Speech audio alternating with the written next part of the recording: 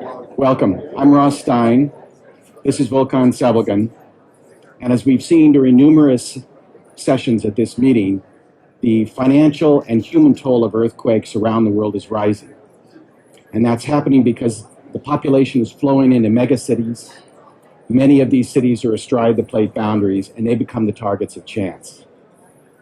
But even here in California, it's our view that we are slipping into deep denial. It's been 26 years since the Loma Prieta earthquake. It's been 21 years in the Southland since the Northridge earthquake. And the evidence is overwhelming that people are beginning to forget about this hazard. The rate of earthquake insurance uptake is at a historic low. It's 8%. There are about 1.5 million homes in old homes in California in need of retrofit, and a very tiny fraction have been done.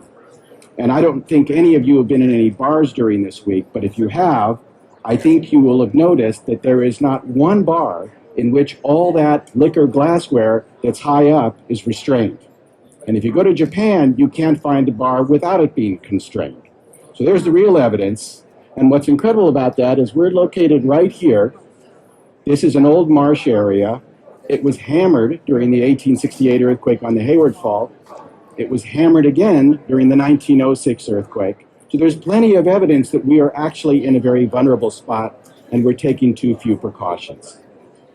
So Volkan and I launched Temblor a year ago to try to create a way in which seismic risk could be made personal, immediate, and actionable. So going up to the top of our goal is not to scare people or to soothe them or to snow them, but to rather help people live well in earthquake country. So 2 months ago, we launched our mobile-friendly web app, and that's what I'm going to demo to you now. So here we are. So I want you to relaunch it so it's as normal. So here we are, and it immediately finds our location. It operates identically on your phone as it does on the desktop here. Volkan, zoom out, please. And we see that we are essentially midway between the Hayward Fault on the east and the San Andreas on the west. We can see earthquakes here in the last 30 days, and Volkan, if you can click on one of the earthquakes, you can find its size and when it occurred. Now below, you see a seismic hazard rank. So this is intended to be an intuitive way where somebody can quickly determine what's their chance of getting whacked by an earthquake.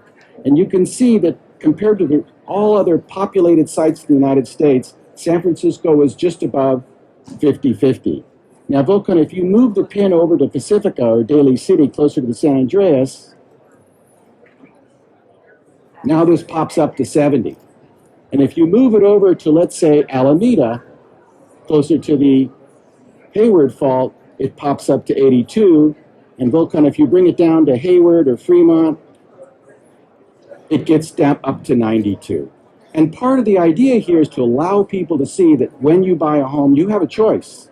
You can live in a safer area, or you can live in an area that has a higher seismic risk, in which case the cost of owning that home needs to really include the cost of its potential damage. So let's put an address. Let's put in my mom's address in Santa Monica. It's 535 Ocean Avenue, Santa Monica. There it is on the fourth down. And now let's turn on liquefaction and landslide. So we have a menu here where you can add material. So now let's zoom in to Mom. And you can see that while she avoided the potential for landslides or liquefaction, I let her buy a condo right on the fault. So I'm an idiot. And this is the thing we're doing. It's kind of hard to discover, or it's become too difficult to discover where the hazard is. So I put her in harm's way unnecessarily. Let's go back to San Francisco now and zoom in on where we are. So you see it's just grabbing our location. And now we're going to zoom in.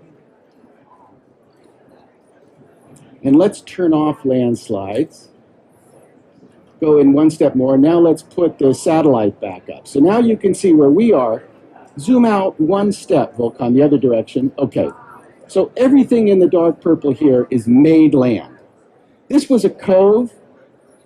The marina was a cove with just rotting gold rush ships. These are ships that sailed in for the gold rush, and the crews abandoned ship to go to the gold rush, and none of these ships ever sailed home. They just rotted in place. Sand was thrown over. And what we put on top of that? The financial district. And the marina, which, as you know, was hammered in the 1989 Loma Prieta earthquake. So we have these consequences which are going to happen again and again. And what we want to do is make it possible for people to see these so they can act on them. Now, let's slide up and show you that we go quite a few steps farther. So we ask you some information about your home.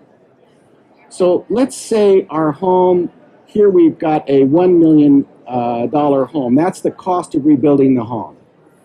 And so if we hit submit over there, what we now see is the probabilities of damage for that home.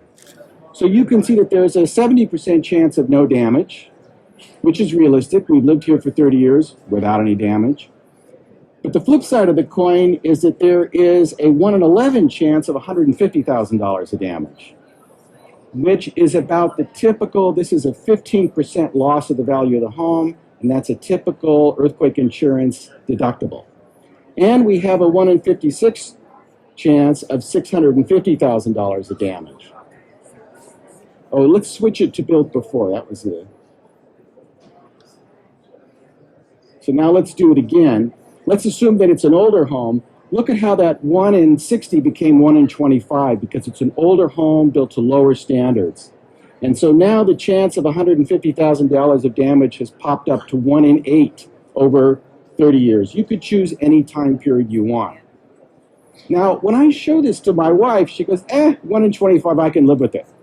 But she's not really thinking clearly about this. So we built another thing into it. We say, okay, how does this risk compare to things that we're all kind of reflexively taking care of?